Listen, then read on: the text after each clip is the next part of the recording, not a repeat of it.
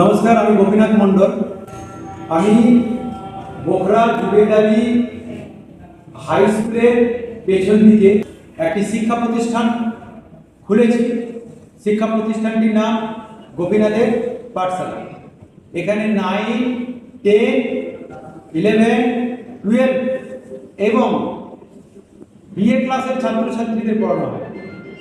9, 10 ইংরেজি, বাংলা, ইতিহাস, ভূগোল এবং 11, 12 অর্থাৎ একাদশ শ্রেণী ও দ্বাদশ শ্রেণীর ছাত্রছাত্রীদের ইংরেজি, ভূগোল, বাংলা, এডুকেশন এবং ইতিহাসটাও পড়ানো হয়। এখানে গতানুগতিক যে ধারায় পড়াশোনা চলছে বর্তমান যুগে সেভাবে পড়ানো হয় না। এখানে প্রত্যেকটা পড়ার বিষয়ে গভীরে যাওয়া হয় এবং পুঙ্খানুপুঙ্খভাবে আলোচনা করা হয়। এখনকার যে পড়ার ধরন বা যে সিস্টেম চলছে তার থেকে একটু আলাদা ধরনের পড়ানোর চেষ্টা করা হয়। প্রত্যেকটা পড়ার বিষয়ে খুব সুন্দরভাবে অ্যানালাইসিস বা বিশ্লেষণ করা হয় এবং পড়ানোর ক্ষেত্রে ছাত্রছাত্রীদের পরামর্শ নেওয়া হয় এবং প্রত্যেকটা যে বিষয় বা প্রত্যেকটা যে সাবজেক্ট আছে সেই সাবজেক্টে পুঙ্খানুপুঙ্খভাবে আলোচনা করা হয় এবং প্রত্যেকটা সাবজেক্ট বা বিষয়ের গভীরে গিয়ে আলোচনা করে গভীরের যে গভীরতা সেগুলোকে উপস্থাপনা করা হয়। নোটপত্র তো দেওয়া হবে, তার সঙ্গে আসল যে ব্যাপারটা হচ্ছে ম্যাথমেটিক স্টাডি।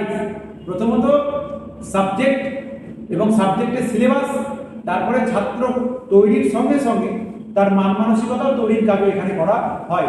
অর্থাৎ এখানে শুধু নাম্বারটা যে বড় ফ্যাক্টর সেটা নয়। হ্যাঁ, নাম্বারটা বড় দরকার জীবনে, তার সঙ্গে বড় দরকার হচ্ছে একটা হিউম্যান বিইংস হিসেবে নিজেকে ভালো প্রতিষ্ঠিত যাকে বলা যেতে পারে, ভালো নাগরিক তৈরি করা। তো এই আর কি আমরা শিক্ষা প্রতিষ্ঠানটা খুলেছি। এখানে গোটা কয়েক ছাত্রছাত্রী নিয়ে আমরা আরম্ভ করেছি। তাই এই এলাকায় যে সমস্ত ছাত্রছাত্রীরা আছে তাদেরকে বলবো একবার এখানে আসতে এবং এসে ক্লাস করে যেতে। কারণ দেখে যাও কিভাবে এখানে পড়ানো হচ্ছে এবং পড়ানোর স্ট্যান্ডার্ডটা কেমন এবং কিভাবে পড়ানো হচ্ছে এবং পড়ানো ধরনটা কেমন, এবং এটাও দেখে যাও যে প্রত্যেকটা সাবজেক্ট বা বিষয় যখন পড়ানো হচ্ছে তার গভীরতা কতটা নিয়ে আলোচনা করা হচ্ছে।